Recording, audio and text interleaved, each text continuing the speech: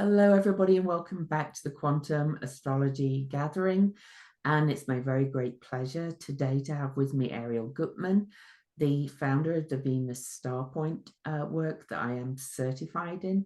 And I've been working with Arielle for quite a while. Arielle is the founder and director of Sophia Venus.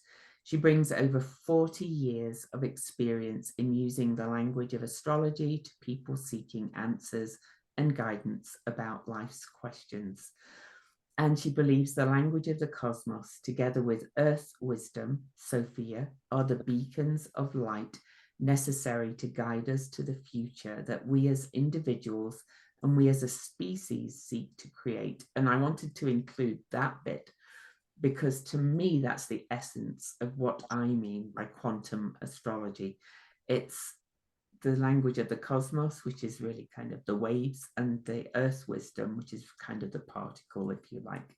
And we are all both that. So welcome, Arielle. Lovely to have you here. And we're going to talk Thank you, about the Louise. Venus It's always star great to point. be with you. You too. You too.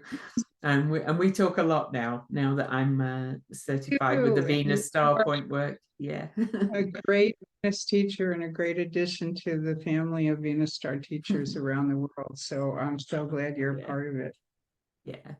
So Arielle has a few slides. So we're going to talk about how she came to the Venus Star Point work first. Perhaps if you want to talk a little bit about that before we dive into the nature of what the Venus Star Point is. Okay. It came to me 30 years into my astrological career.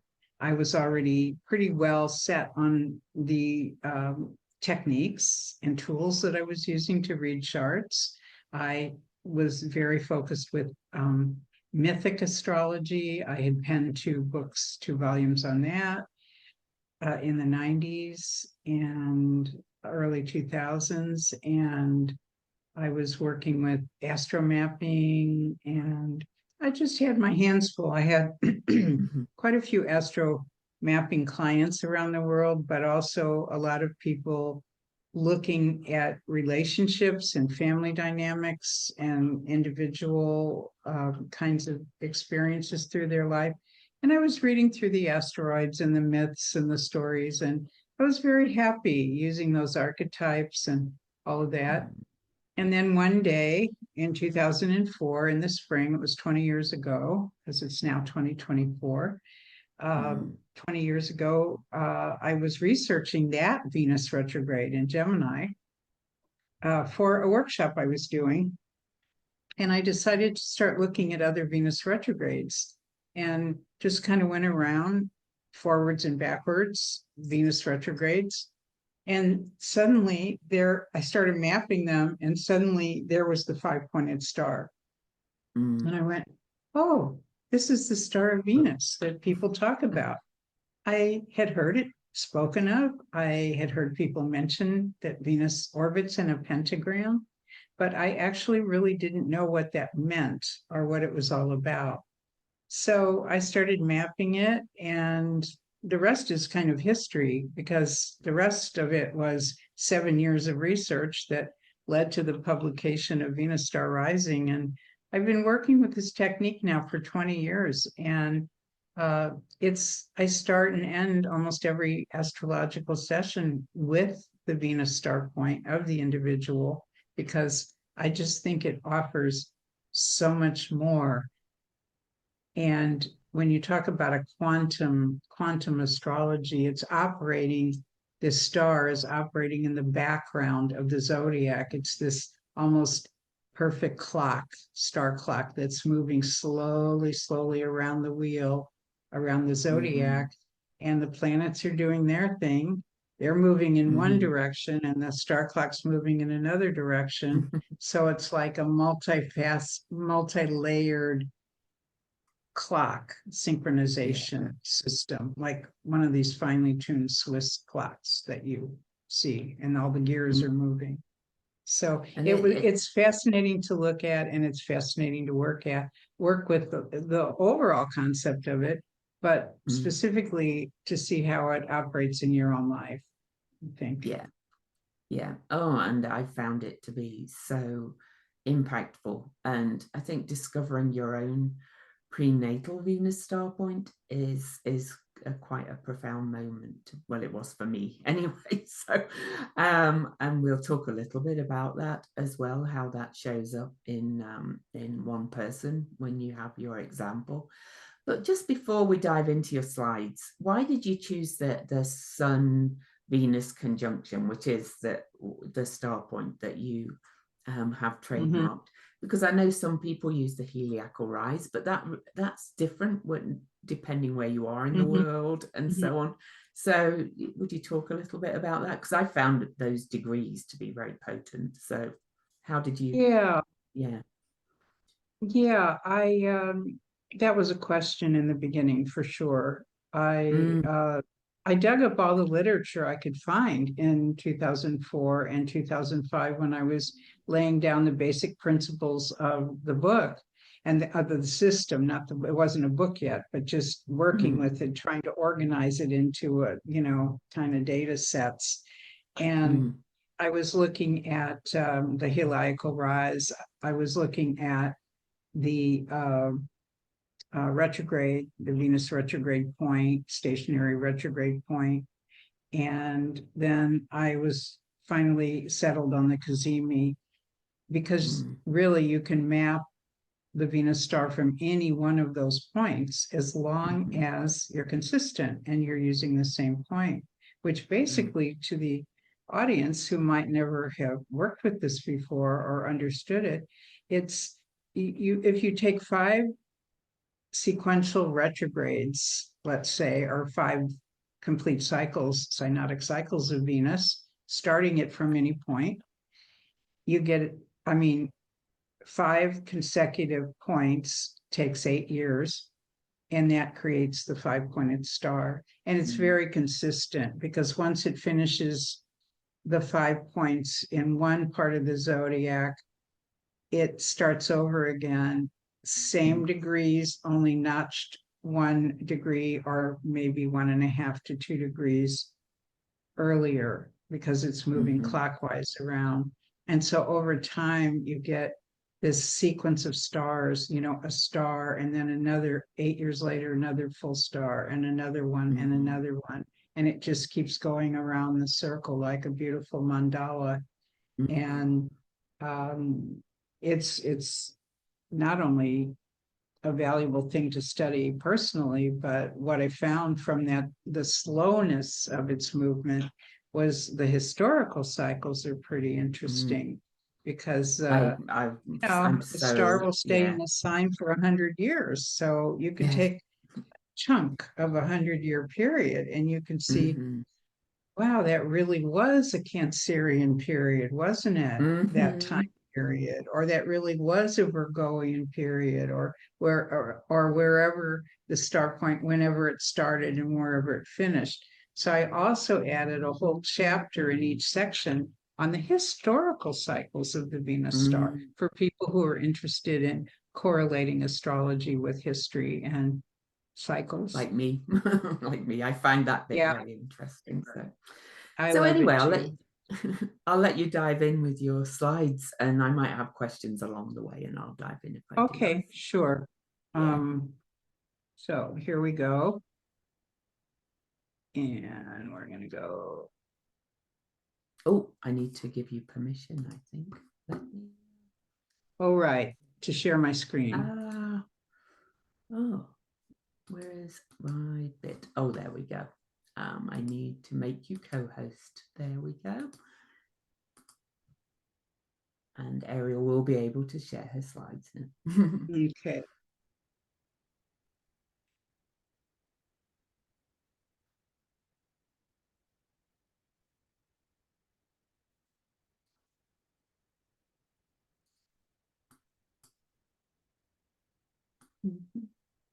Here we go.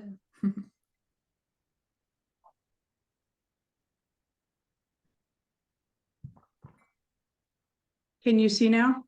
Yes. Yeah, Yep. as you can see. Okay, good. All right. So Yeah, it's just a few slides here. It's not the whole course. It's not, you don't have to get very Mhm. heavily into the whole system, but just to introduce the star point of Venus, the star points, this chart here gives you an idea of how they move in a five-pointed star. Actually, in an 8-year period, I said that it makes a full star, but it actually makes two full stars, a Mhm. whole morning star set and a whole evening star set. So in the darker colored um, drawing here, it's the MS set, which is morning star, and the blue color, the lighter color, is the evening star set. So you can see even between morning star and evening star, it's Venus still comes back to the same place in Mhm. the zodiac. I mean, it could have come over here, or could have come down there, or could have come everywhere. But what it made me realize is that Venus has a precision, a synchronicity, a Mhm. um, a pattern, a beautiful pattern. We all love stars. Everybody uses stars Mhm. everywhere to decorate their home or their office or their yard, or, we give stars for achievement. And, Yeah. stars have been used, as, for celebrity.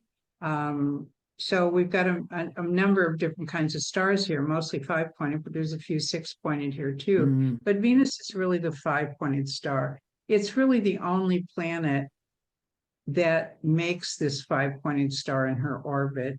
And so I'll kind of hopefully show you how she does that. Um, Mhm. so all the planets create beautiful mandalas in their orbits. This is taken from Neil Mickelson's book, Tables of Planetary Phenomena.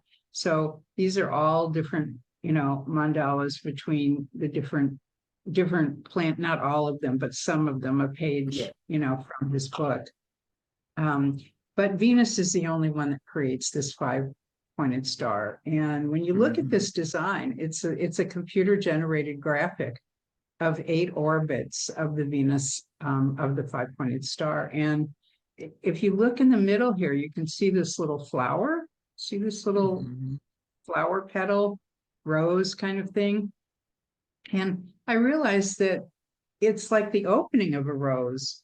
And Venus has always been associated with the rose and all its petals.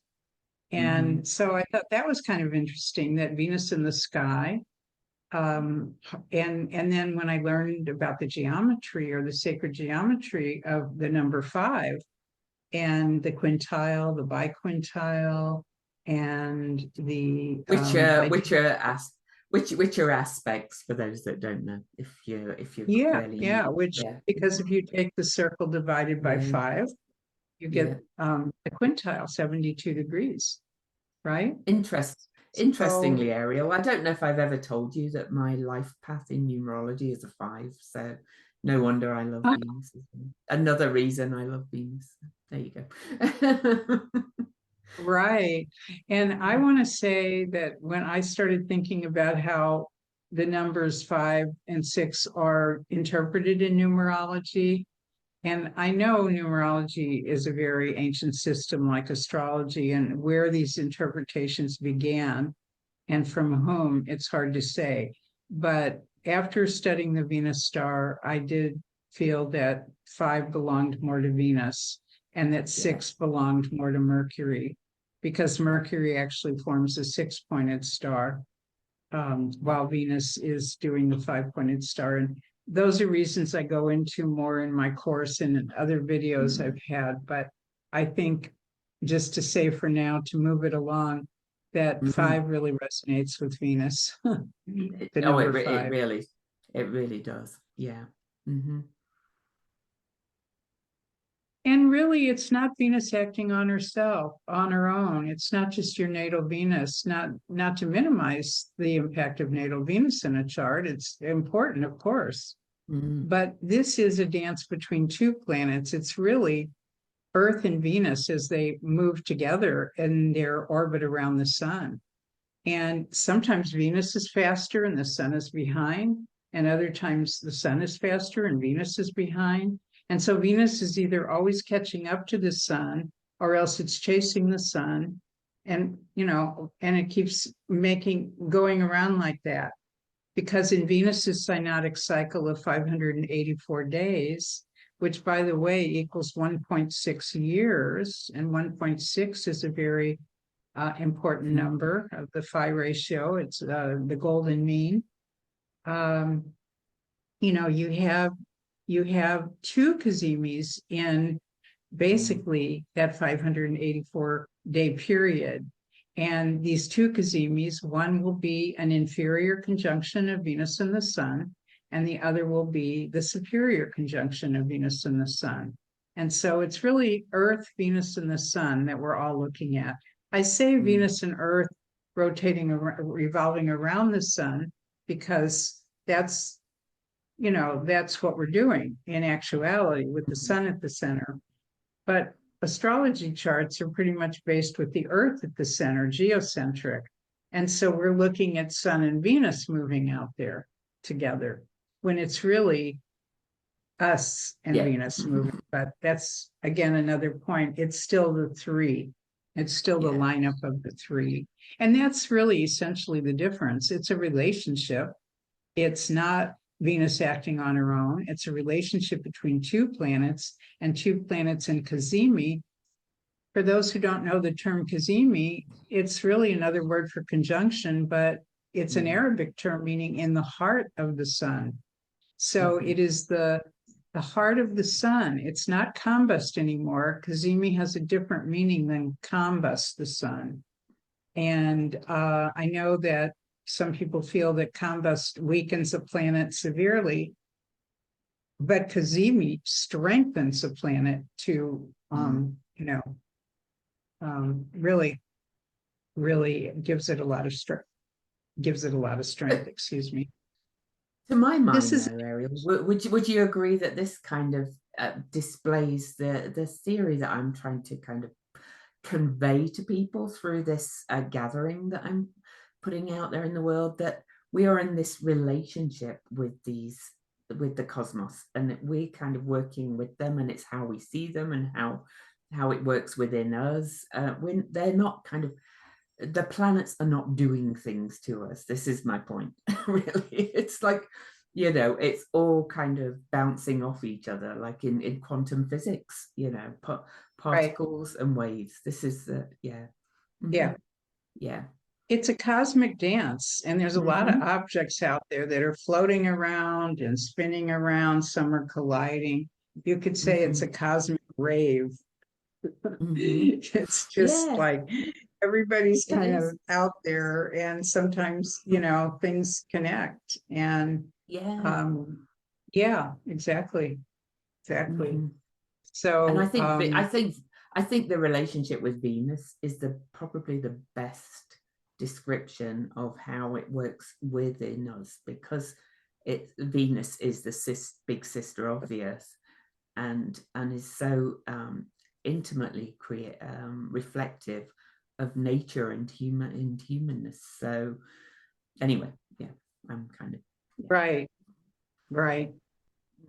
So Venus traces this pattern repeatedly, this star pattern. This is one example of an 8-year pattern, the 5-petaled flower. You can see the 5 star points. These loops are retrograde loops.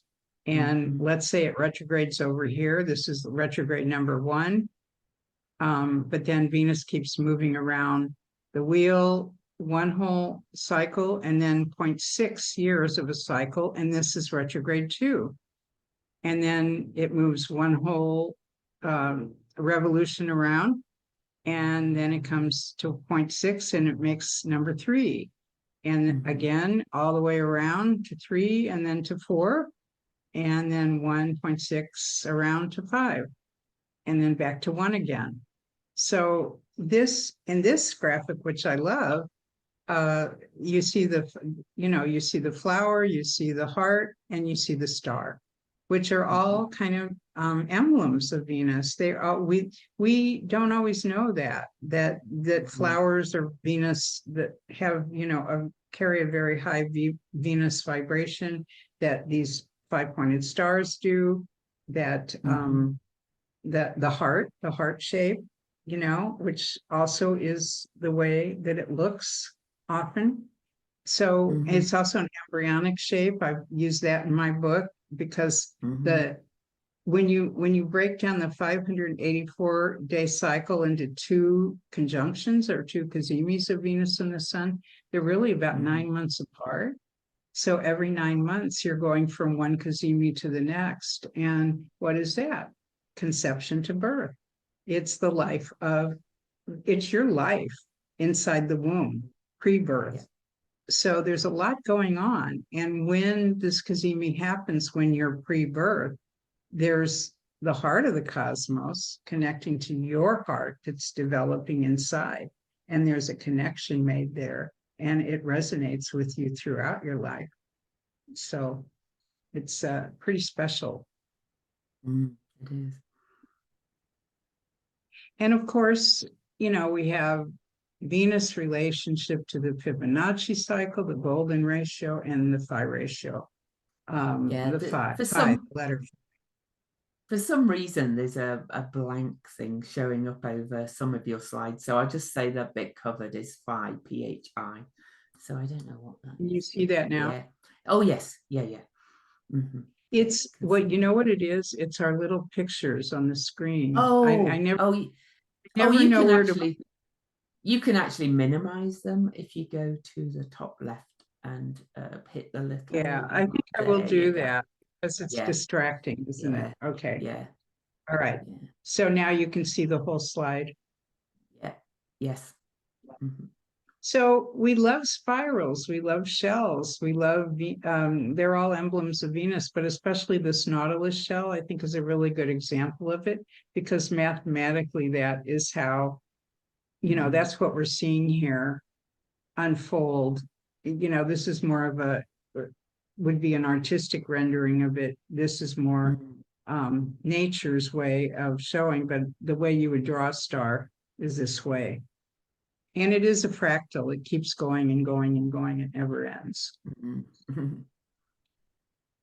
Here's the spiral overlaid upon the star again, and the mathematical sequences of Fibonacci, which I think most of our audience is probably familiar with. But if you're not, it's this sequence of numbers down at the bottom. It's the number added to the prior number to create the next number. So it's looking behind it, adding itself up to where it just came from, and then 1 + 1 equals, 0 + 1 = 1, 1 + 1 = 2, 1 + 2 = 3, and so on. So it just keeps going ad infinitum.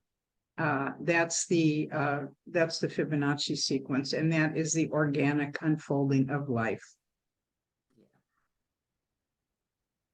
So this is where we are right now. We're in the Gemini star point period that began in June of 2024, 14 degrees Gemini.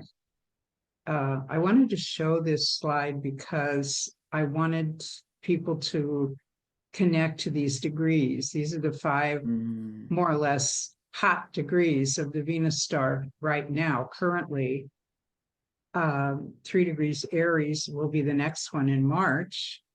And it's, believe it or not, when we began our recording tonight, it was 3 degrees Aries was rising here in Athens, where I am. Oh wow. Awesome. There we go. They're in harmony with yeah, and I'll be teaching my Venus retrograde class again when starting in February. Is that and that'll be actually the start of a new Venus cycle for me. I've done 5 Venus retrograde classes because I came to Venus work through that before I studied the Venus star point work. So Venus kind of works you kind of those ways. But anyway, yeah. So right. And I know your classes are awesome from what I've heard. So that's great. And you got, it's funny, you received that information in a dream, right? That you were going to be teaching. Venus retrograde class? Yeah, early in 2017, I woke up and I was like, oh, I'm going to teach a Venus retrograde class. And Okay. I did, and it's grown from there. And I've, learned and deepened my understanding of everything Venus since then. So the class has just grown and grown and grown. So yeah. Had But you I have heard of the Venus star point at that time? no, nope, I had not. No, but I have Venus conjunct Neptune at the top of my chart, so she comes to me in dreams. So, um, Mm-hmm. yeah. So after that, It's I funny. bought the book. This system came to me not in a dream, but almost like a waking dream.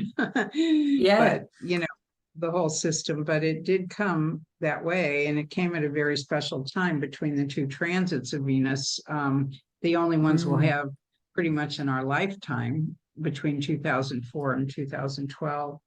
But I wanted, if you've got anything around 20 Leo, around 14 Gemini, mhm, 3 Aries, 16 Capricorn, 29 Libra, 0 Scorpio, this is where the current 8-year pentagram is. These 5 points stay mhm. kind of alive and active through the whole 8-year period.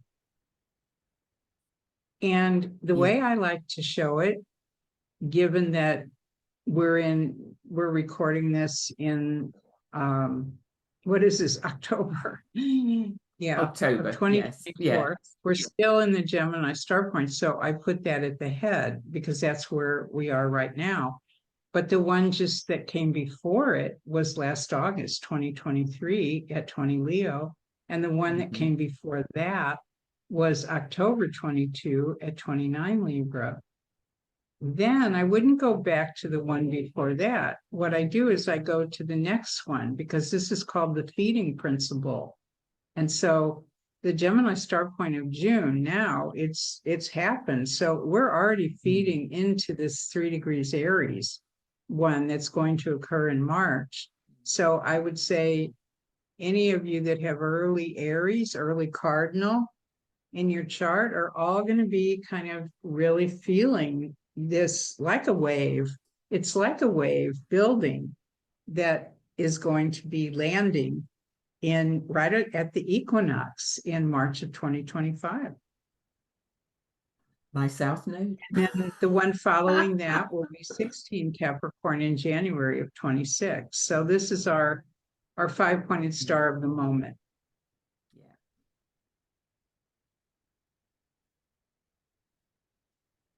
Did you have a question? Oh, sorry. I was actually gonna. I said, oh, my South Node is at 0 Aries, so I'm having a reverse nodal return, and these star points are hitting that too. But also, just interestingly, I looked at the time here when we started this call, and the ascendant here was 6 Scorpio, which is where my natal Venus is, not my VSP, but my natal Venus. Oh. But anyway, there we go. Yep. There we go. Venus has got us covered on both ends. Yeah. Also, just to look at this star, not so much just with Mm, the degrees, but think of these signs as really the 5 star signs of the times mm, that have mhm, been with us for a very, very long time. Aries and Scorpio have been with us almost 100 years, and they're about ready to phase out. We're already in the middle of the phase out between Scorpio and Libra because the first Libra star occurred in 2022. But in 2026, 4 years later, when it comes back, it will be at 0 Scorpio. So we will have one more pass of Scorpio. But when I was looking ahead at this a long time ago and feeling that, oh, we're going to have some major things going on. And the main thing I thought of was there are 2 Mars ruled signs on the star, Aries and Scorpio. And furthermore, Mars is exalted in Capricorn. So you could really say that there are 3 Mars signs on the star mhm, and none of the Venus signs.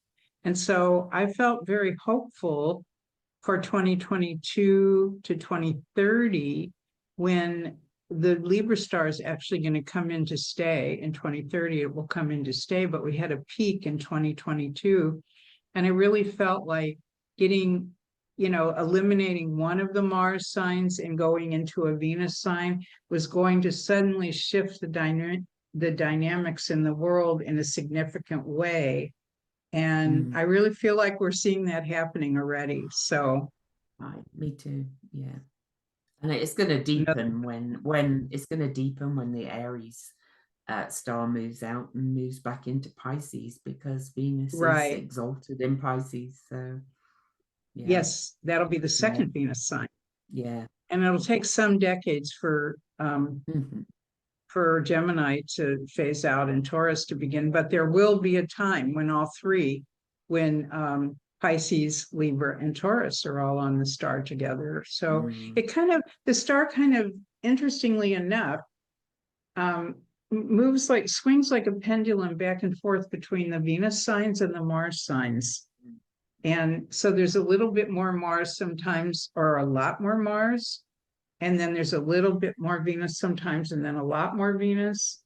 And so we have been living all our lives, we've been living in a very heavily Mars dominated time period and culture. And this was another thing that the Venus star really taught me, because most of us who are sensitive beings have known for several decades that we're living in very martial, very aggressive, times.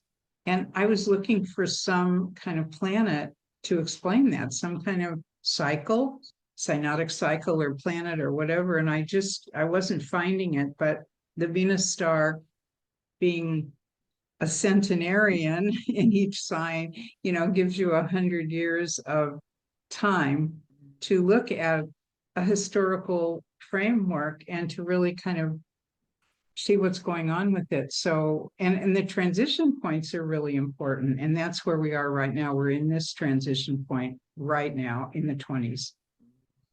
We were here. We were born for this time, I think, to We were discover. born for it. Yeah. Yeah. So probably everybody's familiar with this symbol, the Vitruvian Man, which Leonardo da Vinci made famous. He was fascinated by the human body and mapping it and measuring it and finding the golden section or phi ratio in all parts of the human body. So I took a look at this graphic and I thought, well, this is very much about the Venus star in terms of how it relates to our own bodies. And so I was able to simply transfer how you see it in the zodiac, the pentagram across the zodiac, and then put it into human form. And this is the graphic I use to study our own charts, where we have planets, perhaps where we have partners intersecting with our arms or legs, or different people in our life, different transits that come along. So this is just for the Scorpio star. But if you were, for instance, a Virgo star point, like you are, Louise, you would have Virgo at your head. This would be at the head. And then Scorpio would be your arm. And so forth and so on. So it's kind of like this. The important thing to know is that the star moves clockwise through the zodiac. It starts at 29 degrees of the sign and goes backwards to 0. The planets, of course, move the other way. They're moving counterclockwise through the zodiac. And the Venus star moves like the nodes against the way that the planets are moving. So I think there's something, like the nodes, when they intersect with a planet, it's a very fateful occurrence, because they're coming from another direction and they're meeting at a certain point. And I think of the Venus star the same way. It's coming from another direction, slowly moving towards something in your chart that it's going to awaken. And so you can look at these again, I just showed these, but these are the degrees again for this time period that we're in right now. And the Scorpio star that I was just talking about began in 1926, and it actually, the very last degree of the Scorpio star will happen in 2026. So it's an even 100 years for that. And you can see how Scorpio has influenced, our lives, our culture, our politics, our everything, our relationships in the last 100 years. Oh, yes. I like this graphic too, because you can see if you're taking your own chart and you're looking at the 5 points of Venus, like this is a 40-year pattern. And you can see, wow, every 4 years, it's going to come back to the same house. It's going to come back to the same area of the zodiac. And it's going to keep repeating like a drum beat, or what I call the heartbeat, every 4 years. And then every 4 years, it's the opposite phase. So it'll be a morning instead of an evening, or vice versa. But every 8 years, it comes back as the same sign, same phase. So on the left, we have the 40-year pattern, and on the right, we have the 100-year pattern. And if you live to be close to 100 years of age, this is what it's going to look like in your chart. It's going to go through, these degrees, depending on when you were born and when it started. And, the stars will start at different points, but it just keeps retracing that same pentagram again and again and again.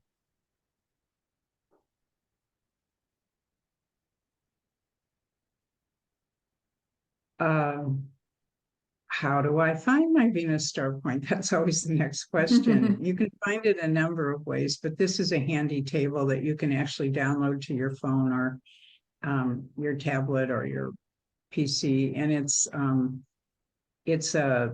ephemeris, basically, of the Venus star point dates, the Cazimis. And you'll always see an R and a D after the degrees. And people ask me, what does that mean? Well, R, the retrograde, indicates it was a retrograde Venus conjunction of the sun when Venus was retrograde. And from that, she emerges as a morning star. So if you were born with the one that says R, it doesn't mean you have Venus retrograde, but the Cazimi Venus was retrograde when you were born. And it took some time to come out of retrograde and come out of that whole shadow area of degrees. And we kind of look at that when we're looking at the chart.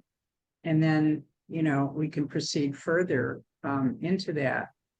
If it says D, it means that Venus was direct, conjunct the sun, when the Cazimi occurred, and it emerges from the beams of the sun a lot more slowly, actually, than the retrograde Venus does. That one appears very quickly in the morning sky after conjunction, but the direct one takes usually a couple of months to be seen. Now it's very high and bright in the evening sky. You can see it quite well, but it was Cazimi June 4th. I think it wasn't until mid-July that people started seeing it. It was still really low on the horizon, but now, by late August, going into September, it's really gotten higher and brighter and brighter and higher. And so that's where it is right now. As we're recording this, they alternate. We're recording this October the 14th, 2024. And Venus last night was so bright, but I actually saw that Comet Atlas with Venus together there. So that was pretty spectacular. Oh, really? Yeah. That's cool. That's cool. Yeah. Sometimes I can't hear you, so I want to see you. Oh, okay. Yeah, sorry. Yeah. For the recording, I have a little bit of hearing. I'm challenged with hearing in one ear, so and you have a nice soft spoken voice, so I do. Yeah. So how do you interpret it? It's very simple. It's very easy. It's interpreted very, very similarly to your Arielle, you're there you go. it's really blocking your slide again. Sorry. Oh, sorry. There we go. That's better. We can see your words now. Yeah. So, people ask, well, how do you interpret it? What does it mean?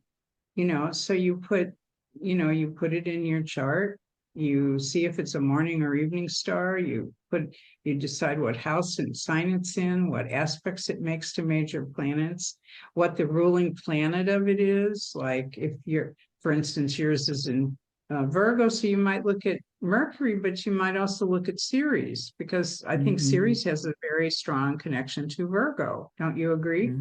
Oh, I agree. Yeah, yeah. Yeah. So you probably look at both for your Virgo star point, correct? I do, and interestingly, they're in aspect to each other anyway. My Mercury and Ceres, so so they kind of speak to each other, and I don't know if you know that Mercury and Ceres were actually paired in the Dei Consentis in the gods and goddesses of Rome. So how interesting is that for Virgo star points? But anyway, that's a whole other subject. Yeah. They have a similar nature of being messengers Okay. in some way. Yeah. Yeah. Okay. So I always use the sign, the house, the aspect, synthesize the factors. And, what is the basic essence of a Venus star point? Because it's the sun and Venus and the earth all lining up.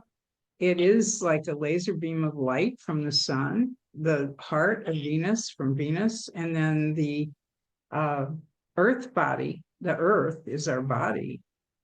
So it's this laser beam of light and love shooting into the earth, or the body, the human body. And I think it's where we find inner joy. It is a talent or gift that we possess already. We don't have to go find it. It's there. And, people will sometimes be surprised. I have somebody that I work with very closely who is a Pisces, and she found that her Venus star point was in Virgo. She has no Virgo planets. So I said, well, were you surprised to find that? And she said, yes and no.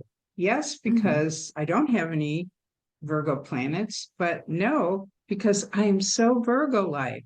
I am so detailed. I am so, et cetera, et cetera. She went through all the whole Virgo list of traits. And she said, I never understood where that came from. And, it really kind of resonated with her, Yeah. Yeah. So, I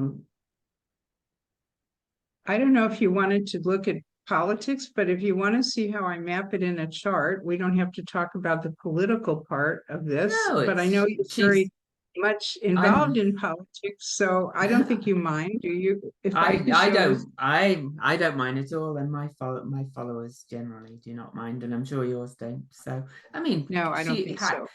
Harris is a candidate anyway, and she's a human being, and it's so the star points are so reflected in her, in my opinion. So I think she's a great example. So it's not really political anyway. Well, she's a great example because back in 2019, when she was running for the 2020 Democratic ticket for president, she didn't get very far. But I looked at her chart anyway in 2019, and I said, wow, she's got all kinds of Venus star point things happening in her chart. She's going to really go far. And then, of course, she bombed. And I thought, something's wrong here. Why isn't the Venus star point working? Anyway, ultimately, though, it wasn't too long after that Joe Biden was the nominee and picked her as the vice president. So I thought, okay, well, the star points are working. The chart is working because she was picked as the first female vice president, the first one of color, et cetera, broken a lot of barriers. So I thought, well, but there's got to be more. And here now in 2024, we can see what the more is, because when when Biden stepped aside this year, earlier this year in the summer, and he said, okay, I fully give my support to Kamala to be the next president elect, and he nominee, and he said that and really swung his support behind her, and so did her husband. And then she picked a vice president who running mate that also, and I thought, gosh, these three men, but okay, Biden is sort of, fading out of the picture, but these other two men standing at her side and holding up, not holding her up, but standing by her side and supporting and cheering her on. A woman of power, a woman of strength, a woman of intelligence, a woman of talent and capabilities. I thought this is such a beautiful example of not only where the country and the world is right now with the coming of the Libra star point, but to see two men supporting a strong woman like that. This is a picture we all need to see. This is a really good message. And by the way, the Libra star point, one of the stars that's coming in to play, is going, the first one already happened at 29 Libra. Look at her sun, it's 27 Libra. So the next star point, the next Libra star point is going to be right on her sun at 27 Libra. And the Leo star point of 2020. The Leo star point was hitting her last Mars. year, right on her Mars. So right on her Mars. Exactly. Yeah. So, and that was kind of as she was obviously rising up, so to breaking out. Yeah. Yeah. The other thing that's interesting, two more points here. The Gemini, she's a Gemini rising and Gemini North Node. And this year we do have a Gemini star point. Now we know Trump is a Gemini sun, so it favors him as well, but it's favoring her in her first house. And not only that, but she's just turned 60. So she's in a first house perfection, annual perfection, age 60. So she's got Jupiter in her first, the Venus star point this year in her first, just all this activity going around, and Jupiter is stationing very, within a few degrees of her ascendant, like 3 degrees of her ascendant. And I've actually seen a rectification that put the Jupiter station exactly on her ascendant pretty much. You've seen 21 degree. 21 degree. 20. But that's a whole other subject, and it kind of worked. But anyway, we won't go there. But she's also the first of the Gemini star points. This was the first one. She was. She was definitely. Yeah. So she's kind of a leader of that kind of Gemini star point generation in a way. In my exactly. Not the only one, but clearly, but right. Feels like she's coming into her time, is what I've said. Some of the videos I've done on her. Yeah. By the time this goes out, we'll know if it's her time, because this is going out after the election. So yeah. This will go out after the election, but I wouldn't underestimate the power of her, no matter what happens in the election. I kind of feel that her time has come because of all these star points popping here and there, especially even as we get into the 2030s, because the Venus star point will be on her sun. And at 27 Libra, her moon's 27 Aries. She's already had the Leo star point on her Mars for 2 consecutive Venus star cycles in a row. And the thing that I said in 2019 that was really, of all the things I could have said, what I picked out was that of her chart, besides the star points, was that her Mars was at 21 Leo, and that Trump's Mars was Leo. And I said, I'd love to see them in a debate because I think she could really handle him in a debate the way nobody else was able to handle him at the time. Mhm. They all got Mhm. demolished by him. And as we see now, this recent a month ago or so, they had their debate. And I think everybody pretty much surmised that she was the clear victor here. Oh, yeah, yeah, by So far. that Yeah. was the other thing about her Mars. I mean, she can be tough. The Mars in Leo can be tough. Mm. You Mhm. know, the Libra Sun wants to work with others. She wants to see the other side. She wants to have um she doesn't want to have all this fighting between the two parties. She wants to, Mm. invite some other party members into the to the table, even into the Mm. cabinet. But she does have an Aries moon and a Mhm. Mars in Leo. So Yeah, at the same and a strong Saturn in its own sign up at the, pretty near the midheaven. yeah. So she's not somebody to be messed with either. She's strong, but she's also um, very willing, I think, Mm. willing to listen and to work I things out. agree. Hmm. She's a great example of So, the star point um, rising up. Yeah. so anybody that wants to continue to learn, you can find me in all these places Hmm. and many free articles and webinars and things that you can partake of. And Yeah. that was the book that came out in 2011. It was reprinted in 2019, and um, I just want to say that thank you for letting me introduce the Venus Star Point, and just wondered Yeah. if you had any more. I know you're a pretty solid practitioner of the Venus star, so you don't have all the questions that most interviewers have for me because you No, understand it because I understand. well. Yeah.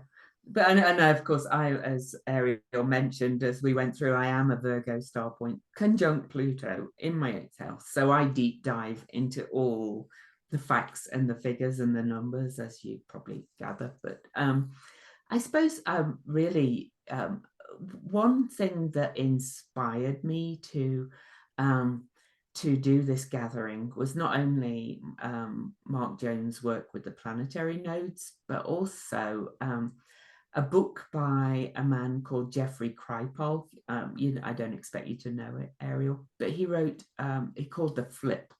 And in it, he talked about how scientists are beginning to flip and realize that science, just kind of rational number science, does not explain everything. And I can't go into his whole book. It's a great book. I tried to get him on this gathering and he's too busy, but he was kind enough to respond. He was a lovely man. Anyway, um, math is a symbolic language. Science is a Yes. symbolic language. Astrology is a symbolic language. All these languages are trying to make sense of how we work within the cosmos.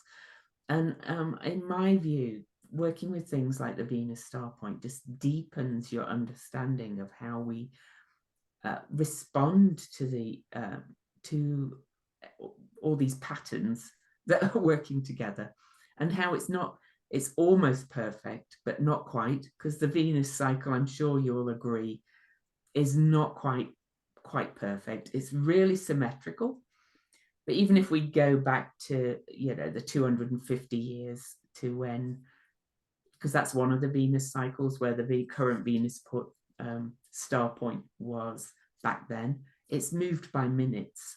So we're just constantly growing and evolving. And I think understanding these inherent patterns can help us. So I just wondered if you kind of got anything to say on that, because I kind of want people to feel Venus, not get, and I know people want to understand it with the math and the slides help, but I think understanding it within you is what's really important.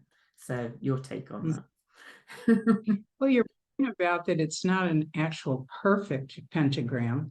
Each of the star points are not exactly 72 degrees apart, which they would be if it was a perfect five-pointed star. And I think it's what it teaches us, because a lot of the angles of the Venus star points that it makes with one another, from either it can make a quintile and a biquintile, but on the let's say from retrograde to retrograde point, it can also make a 135-degree aspect. It can also make the 150-degree aspect. And there's a couple of signs on the stars that I call life mates, because they make a very close 150-degree aspect. For our current cycle, it's Leo with Capricorn. That's a life mate, because they came in together in the 1980s and they're going to go out together so they're always going to be around the same degree set. When you see Capricorn and Leo, they're always going to be pretty close. One's a little ahead of the other. The same is true of Aries and Scorpio. They kind of came in together and they're kind of going out together, but Aries will go out another decade behind when the Scorpio star leaves. So those are life mates as well. But it also taught me that, or showed me that Venus and the star, it's still not about perfection. I'm not sure that we as humans, though we strive for perfection in everything we do, we're never going to achieve 100% perfection. There's always a little room for error, a little margin of error there. Even no matter how good you get at something, there is that. So it keeps us striving, it keeps us trying, it keeps us working towards it, but it's almost like it's an unattainable goal to get to perfection. And I think that kind of is the whole message of this quantum thing. We've been in such an empirical kind of overly rational kind of period in human history, where and I do, I love science, so don't get me wrong, I'm not, but we need both. We need kind of this rational, the understanding of the numbers and the cycles, but then we need to let go of the idea that it's all exactly perfect as well, and kind of feel into it a little bit. And I think astrology, it would behoove astrology well moving forward into this new paradigm we're clearly moving into, to understand that we can't say that everything is this and that and exactly means that, because there's always these wild card factors, right? So that's right, exactly. And that's the beauty of it all. That's a mystery, exactly. And that's why a lot of astrology has we've kind of fallen into, in some respects, this thing of proving that astrology works, trying to prove every bit of it with exact predictions or this, that, and the other. There's always something slightly different. And so I think astrology as a practice needs to let go of trying to say it's all science, because it's both. It's science and, well, it's wave and particle. And I think we have to understand astrology at a greater depth, rather than thinking that you can read this set of rules and it. Yeah. And I wonder how many things, there's still so many things we're not seeing in the cosmos. Look at all the astrology that was practiced before Uranus was even discovered. And and then Neptune, and then Pluto, and now all these dwarf planets, and the planetary nodes, which both you and I are interested in and are researching right now, thanks to Mark Jones's great work on the nodes. And those are operating behind the scenes of the zodiac. We're not really seeing them. We're watching the transits, but we're not seeing where the nodes are. We're not seeing where the Venus star clock is. It's another behind the scenes thing. You wonder how many layers of behind the scenes information there is that's going on there that we still don't get. And that's also still why I think astrology is not perfected yet either, because we're not seeing the whole picture. And I don't know if we ever will. We probably never will, and so it's never going to be perfect. I don't think anybody can claim that they have 100% accuracy with astrology. I certainly don't. I would never claim to have that. No. We're looking at mathematical, well, let's say statistical. We're looking at it more as a statistical model here. This is what happened before in so many cases, so this is what's likely to happen again. But then you've got other things, the Venus star clock is doing something else this time. The planetary node is doing something else this time. All the planets are doing something else this time. So it's a series, it's a collection of so many variables that it's really mind-boggling when you think about it. You can't really go out into all those directions at once. And somebody presented a chart to me the other day that was so loaded with symbols of everything, that every house was full, every sign was full. And I thought, how do you read a chart like this? Not that I'm against any of those things. I would never do it with a client though. I love putting a lot of extras in my charts, but for me, too. but I take a lot out when I meet a client. Yeah. Because when I first started using the asteroids, and I'm just talking about the original 4, people would say to me, oh, that really clutters up the chart. How can you read the chart with those things in there? And I'm like, those things, but now how many asteroids do we have? But I use them. Of course I use them, and they tell a story. But that's how, if you want to just keep going deeper and deeper and deeper into the subject matter, that's why I think astrology is a lifetime study. You can't possibly even, I'm 50 years into it now, and 51 years actually. And I'm like, well, no, 50 years ago is when I actually had my first astrology class, 1974. And I knew at that class, I knew this is it. I'm doing this. This makes sense to me. Nothing else in the world made sense, but astrology did. And to any kind of young astrologers or new astrologers to kind of launching into the world, and nobody's suggesting that you can't start practicing as an astrologer until you've studied all these other extras. That's not the case at all.